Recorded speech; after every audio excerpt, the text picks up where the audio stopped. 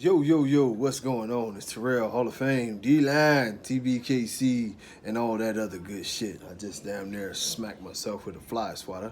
But, yo, um, you know, I know if you just getting in this thing, I know you got a lot of confusion going on in your life right now.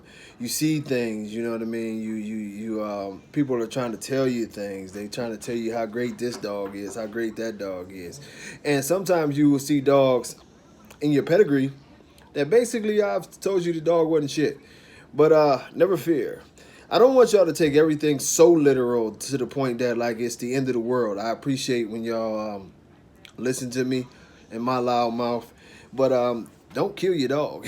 I don't mean that literally, but I know some people like get discouraged when they watch this channel because they hear me talk about dogs like Dax and they hear me talk about certain other dogs that I won't even mention at this time. And they're like, damn, man, that's the end of, I got that, I bought that bullshit. Let's analyze your dog, you know what I mean?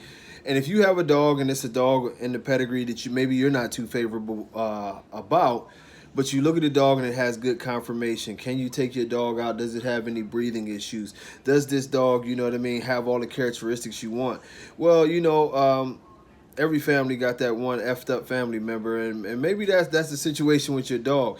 And the thing that we have to do is we just have to go forward and we have to breed better and we have to do better. And the American Bully, the thing of it is we're not gonna believe any of anybody's lies and say that other breeds weren't mixed into these dogs anyway.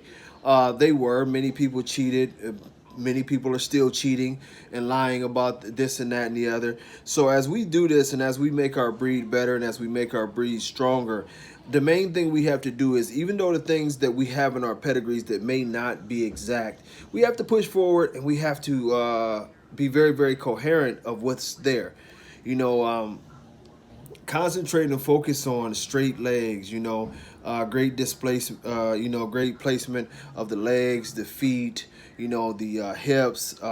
Definitely, you want to make sure that you're if you're buying a dog, that you check the parents out to see how they breathe. No dog should be sitting there and having a hard time breathing with no motion at all or anything like that. And it will go on to the puppies. Some of these guys actually have the puppies have a surgery done, to help the dogs breathe. So that's why it's very important to do your research and be confident in what you're buying.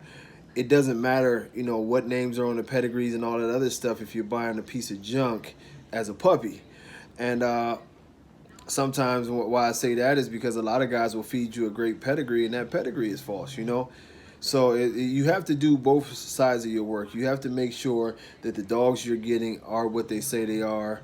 Or sometimes it's just the breeder. The breeder is not about any bullshit and they're going to give you a good dog. So you cool with that. But whatever the case may be, quality over everything. Good dogs sometimes produce bad puppies, and that's something else that we have to take into consideration, that if you do buy a puppy and the puppy doesn't turn out, don't compound your problem by trying to fix all of this dog's issues. Move on better. Move on to a better dog rather. I really believe that if we can stick to our plan over the next 10 years, we can really correct this breed. But if we don't stick to a plan of trying to, basically right now, we're just trying to filter out a bunch of bad things that have been done to the breed. And that's sort of the point I'm getting at.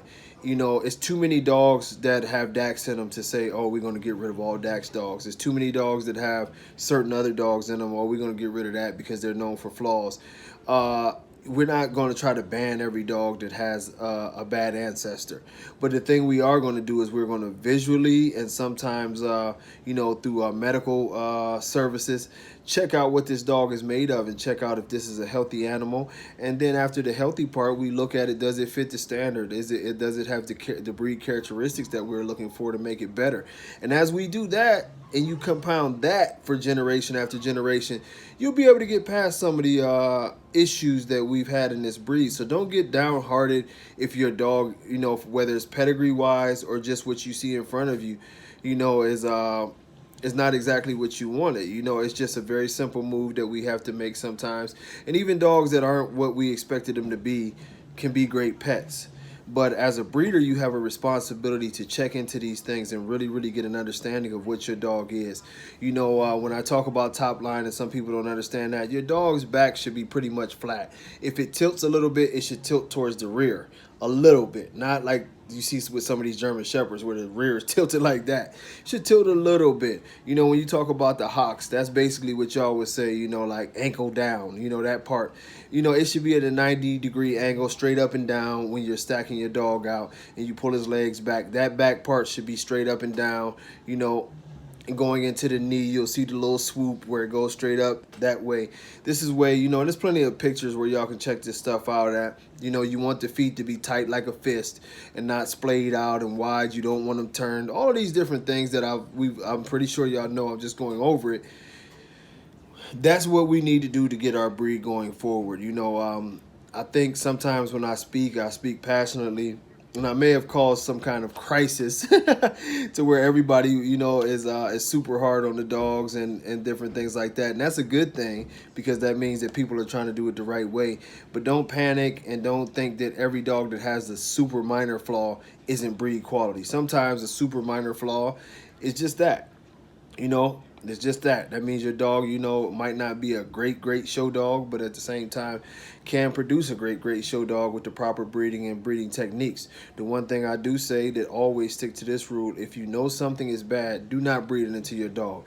We're trying to do progressions. We're trying to have dogs from generation to generation that are better.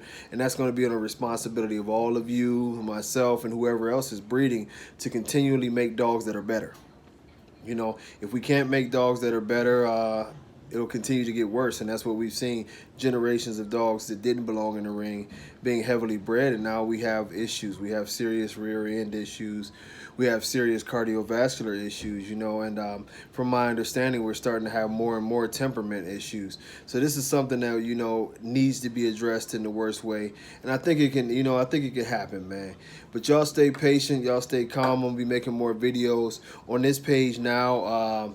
We're getting it together, but I'll be going live a lot more, you know, at least a couple times a week. I'll get on here and I'll go live, and we'll get down for a while and, you know, talk about a little bit of everything, trying to answer some questions live. You know, I'm just letting y'all know, if y'all into all of that drama, we're gonna block your ass and we're gonna get to the people who really want to talk dogs. Until next time, man, God bless. Peace.